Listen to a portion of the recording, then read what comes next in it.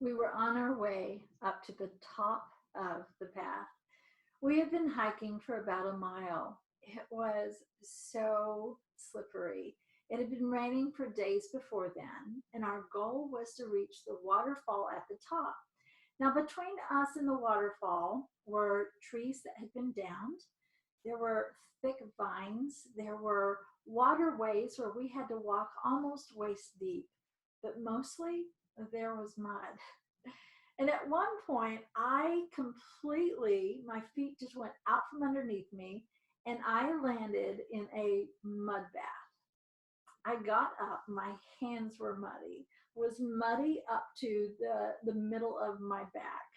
I had mud in my hair. My hair was wet because it was raining, so it was in my face. And when I tried to move it, I had mud streaked on my eyebrows and on my face. It was a mess. And at one point, we passed another group who was hiking down, and they stepped aside so we could go by. And as I passed by, one man looked at me and said, I don't know what happened to her, but whatever it is, she wins the prize.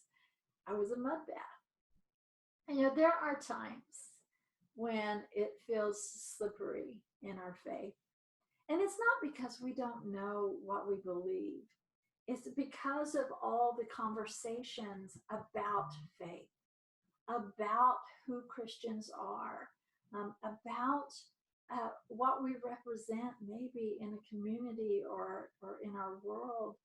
And it can feel a little slippery, and it can begin to infiltrate into your own sense of who you are as a Christ follower.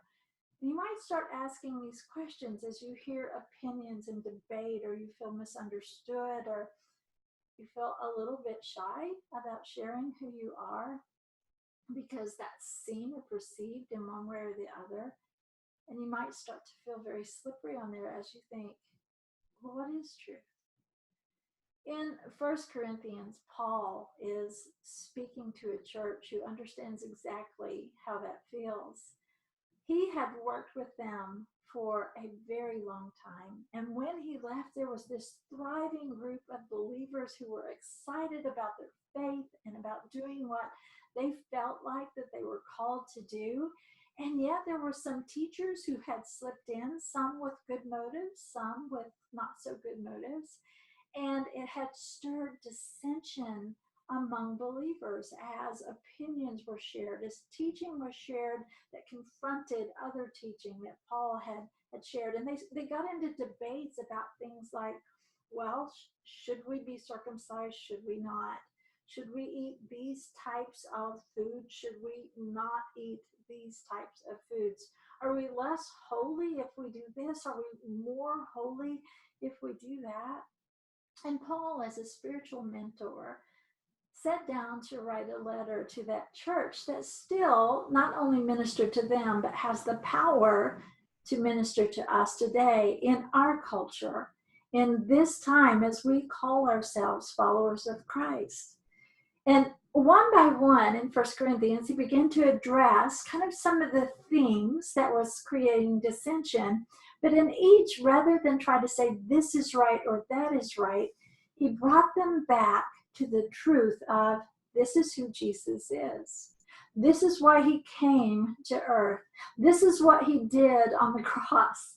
This is what happened when he was resurrected from the dead. And this is who we are as believers. And so instead of wrapping their belief system around debates or a cultural topic, he drew them back to, we're followers of Jesus.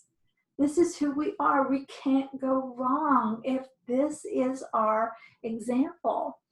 In 1 Corinthians 15 and 58, he kind of wraps up this teaching or this gentle mentoring with believers by saying this: so, dear brothers and sisters, be strong and immovable. I want to pause there for a minute. Be strong and immovable. Don't be swayed by opinions and arguments. You know the source. Your source is not culture. Your source is not debates. Your source is not social media. They didn't have social media, but we do. Your source is your faith. Plant your feet, plant your convictions, plant your heart, plant your thoughts in your faith.